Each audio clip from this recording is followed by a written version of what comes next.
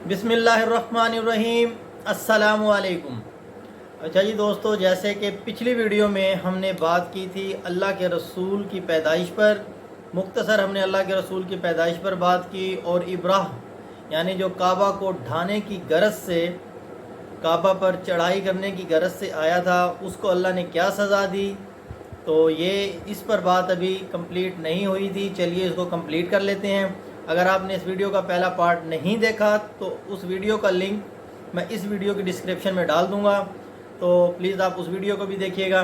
चलिए दोस्तों करते हैं शुरू कि इब्राह को अल्लाह ने क्या सज़ा दी। अच्छा जी दोस्तों, इब्राह के हाथी महमूद को मुसलसल उठाने की कोशिश की जा रही थी। इतने में अचानक अल्लाह रब्बुल इज़्ज़त समंदर की तरफ से अबाबीलों को भेज देते हैं, जो टिड्डियों के झुंड की तरह इब्राह की फ़ौज की तरफ बढ़ती हैं।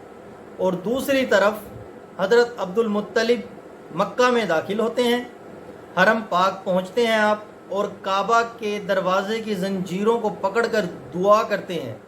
आप भी समाअत फरमाएं, जिसके अल्फाज ये थे। आप फरमाते हैं कि या अल्लाह, तेरा ये बंदा अपने काफ़िले की और अपने सामान की हिफाजत फरमा रहा है, तो अपने सामान की यानी अपने घर की, अपने बैतुल्लाह की हिफाजत फरमा, और आज इब्राह और इसके लश्कर को फ़तह हासिल ना होने देना। इब्राह की ताकत आपकी ताकत के सामने कुछ भी नहीं है। आप फरमाते हैं कि या अल्लाह, आज सलेब कामयाब ना होने पाए।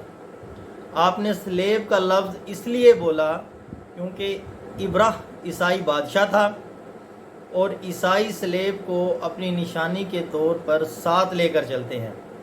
इसके बाद हज़रत अब्दुल मुत्तलिब अपने साथियों को लेकर अहद पहाड़ पर चढ़ जाते हैं, क्योंकि आपको लगता था कि आप इब्राह के लश्कर को शिकस्त नहीं दे सकते। चुनाचा अल्लाह रब्बुल इज़्ज़त ने परिंदों के झुंड इब्राह की फ़ौज की तरफ मुसल्लत किए। ये परिंदे चिड़िया से कदरे बड़े थे और हर परिंदे की चोंच में 3-3 पत्थर थे। जब इन परिंदों ने ये पत्थर इब्राह की फ़ौज के ऊपर फेंकना शुरू किए तो इनके जिस्मों के टुकड़े टुकड़े हो गए। बिल्कुल इसी तरह जैसे आज किसी जगह पर ऊपर से बम गिराया जाता है तो जिस्मों के टुकड़े टुकड़े हो जाते हैं, ऐसे ही इब्राह की फ़ौज के टुकड़े टुकड़े होना शुरू हो गए। और इब्राह जो महमूद समेत 13 हाथी लेकर काबा को गिराने की नीयत से निकला था, तमाम के तमाम हाथी बिल्कुल हलाक हो गए, सिवाय महमूद हाथी के, यानी 12 हाथी हलाक हो गए। ऐसे हो गए जैसे कि खाया हुआ भूसा, जैसे कि कुरान पाक में सूरह फील में भी आता है, जिसका तर्जुमा हमें कुरान मजीद में सूरह फील में ये मिलता है। क्या तुम लोगों ने नहीं देखा कि अल्लाह ताला ने हाथी वालों के साथ कैसा मामला किया? क्या अल्लाह रब्बुल इज़्ज़त ने इनके तमाम चालों को बर्बाद नहीं कर डाला और इन पर परिंदों के झुंड छोड़ दिए, जो इन पर पक्की मिट्टी के पत्थर फेंक रहे थे, और इन्हें ऐसा कर डाला जैसे खाया हुआ भूसा। अच्छा जी दोस्तों, जब इब्राह और उसके साथियों ने तबाही का ये मंज़र देखा तो बुरी तरह भागे, लेकिन परिंदों ने इनको भी ना छोड़ा। और इब्राह के बारे में आता है कि उसके जिस्म का एक एक उज़ू अलग होता गया, यानी इब्राह भागता जाता था और उसके जिस्म का एक एक हिस्सा इसके जिस्म से अलहदा होकर गिरता जाता था। और दूसरी तरफ हज़रत अब्दुल मुत्तलिब इस इंतज़ार में थे कि कब हमला होता है काबा के ऊपर।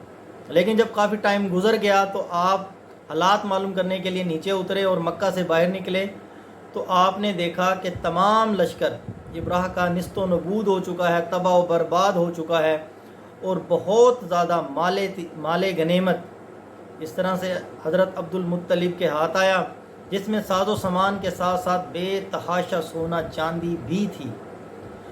तो दोस्तों, इस तरह कुरान मजीद में अल्लाह रब्बुल इज़्ज़त ने सूरह फील में हमें बताया है कि मैंने अपने घर की किस तरह हिफाजत करी।